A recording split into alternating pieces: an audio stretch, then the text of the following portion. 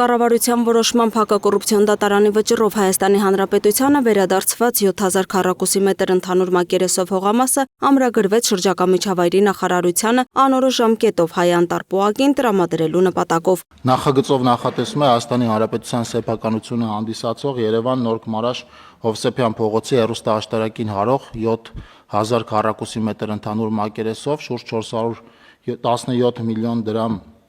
շուկական արժեքին մոտարկված կադաստրային արժեքով հողամասը ուրեմն ամրացնել Հայաստանի Հանրապետության շրջակա միջավայրի նախարարությանը։ Գլխավոր դատախազ Աննա Վարդապետյանը հավելեց, որ հեռուստաաշտարակին հարող տարածքում նախկինում եւս 5 հողամաս էր ամրացվել շրջակա միջավայրի նախարարությանը։ Հիշեցնեմ, որ կառավարության նախորդ որոշումներով հեռուստաաշտարակին հարող տարածքում գտնվող եւս 5 հողամաս ամրացվել է շրջակա միջավայրի նախարարությանը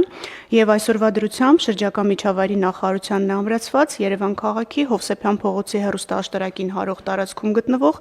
ընդհանուր 3 միլիարդ 381 միլիոն 573 հազար դրամ շուկականին մոտարկված կադաստրային արժեքով շուրջ 7.5 հեկտար մակերեսով 6 հողամաս։ Աննա Վարդապետյանի տեղեկացմամբ 2018-ից 25 թվականներին Հայաստանի Հանրապետությանն է վերադարձվել 773 միլիոն դոլարի գույք եւ դրամական միջոց։ Գլխավոր դատախազը նաեւ հայտնեց, որ Սևանա լճի ափամերձ բացարձակ նիշից ցածր 33 հողամասում քանդվել է 83 շենքշինություն։ Հաջորդիվ քննարկվեց նաեւ հարկային վարչարարության ամենաառանցքային բարեփոխումներից մեկը, որը վերաբերում է հաղորդումների եւ քրեական գործերի պրակտիկայի էական բարելավմանը։ ՊԵԿ նախագահի ներկայացմամբ այս բարեփոխումների նպատակը պետության իդեմս ՊԵԿ-ի եւ հարկ վճարողի փոխվստահության ամրապնդումն է։ Հարկ վճարողների լսված լինելու հնարավորությունների ընդլայնումը, երկխոսության միջոցով հարկ վճարողների կամավոր կարգապահության բարձրացումն ու հարկային հանցագործությունների դեմ առավել թիրախային պայքարը։ Նախ առաջինը հարկային օրենսգրքում փոփոխություններ կատարելու միջոցով հարկային մարմինը, այսինքն պետական եկամուտների կոմիտեն տվյալ դեպքում հարկեր չվճարելու ենթադրյալ հանցանքի վերաբերյալ տեղեկատվություն ձեռք բերելիս ոչ թե պետք է միանգամից ձեռնամուխ լինի հանցանքի վերաբերյալ հաղորդում ներկայացնելուն, այլ ներքին վերլուծական գործիքներով մշակի տեղեկատվությունը եւ հարկ վճարողին ծանոթացելով փորձի հիմնավոր բացատրություններ ստանալ կատարվածի մասին։ Հիմնավոր բացատրությունների բացակայության դեպքում հարկային մարմինը հնարավորություն կունենա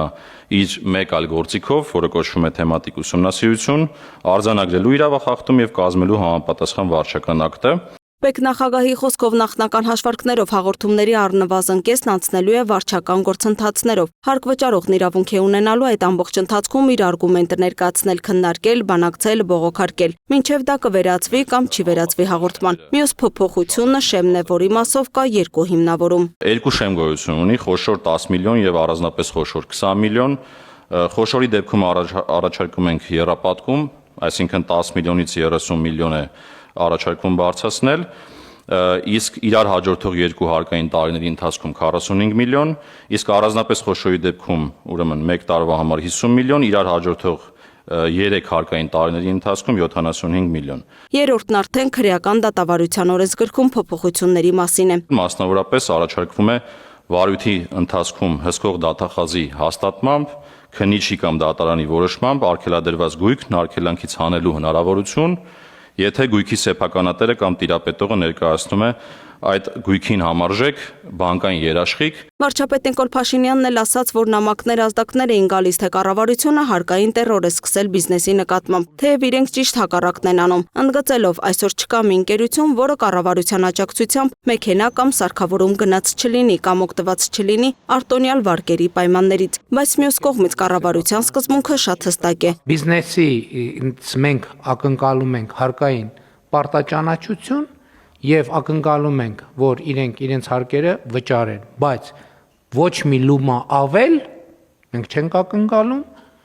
բայց նաեւ ոչ մի լումա պակաս, ոչ մի լումա ավել, ոչ մի լումա պակաս։ Կառավարության մեկ այլ որոշմամբ ոսկուց եւ թանկարժեք քարերից պատրաստված իրերի օտարման գործարքների համար կսահմանվեն ավելացված արժեքի հարկի հատուկ կանոններ, որով ոսկեգործության ոլորտի զարգացման համար կձևավորվի նպաստավոր հարկային միջավայր։ Գործադիրի որոշմամբ նաեւ 44-օրյա պատերազմի հետևանքով անհետ կորածների ընտանիքները եւս 3 ամիս կստանան 300 000 դրամ աջակցությունը։